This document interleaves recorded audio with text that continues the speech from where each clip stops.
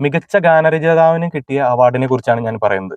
ഈ വേടൻ എന്ന വ്യക്തിക്ക് എന്ത് യോഗ്യതയുടെ അടിസ്ഥാനത്തിലാണ് ഈ ജൂറികൾ എന്നല്ല പറയേണ്ടത്, വേറെ പല വാക്കുകളാണ് പറയേണ്ടത്, അവരെന്ത് അടിസ്ഥാനത്തിലാണ് ഈ അവാർഡ് കൊടുത്തത്?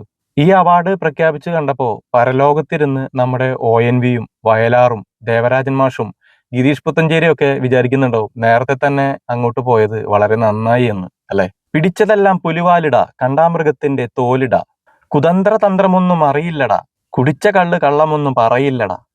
എന്ത് അർത്ഥസമ്പന്നമായ വരികൾ, അല്ലെ?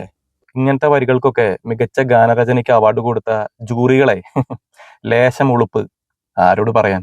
അവാർഡ് കിട്ടാത്ത മികച്ച ഗാനരചയിതാക്കളെ, നിങ്ങൾക്ക് എല്ലാവർക്കും എൻ്റെ അഭിനന്ദനങ്ങൾ. പ്രേക്ഷകർ ഇനി എന്തൊക്കെ കാണണം, അല്ലെ? ഈ അവാർഡിന് മുമ്പിൽ വയലാറും ONV യും കുമാരനാശാനും യൂസഫലി കേച്ചേരിയും കൈതപ്രവും ഭാസ്കരൻ മാഷും ചങ്ങമ്പുഴയും ശ്രീകുമാരൻ തമ്പിയും എല്ലാവരും തോറ്റുപോയി, അല്ലെ?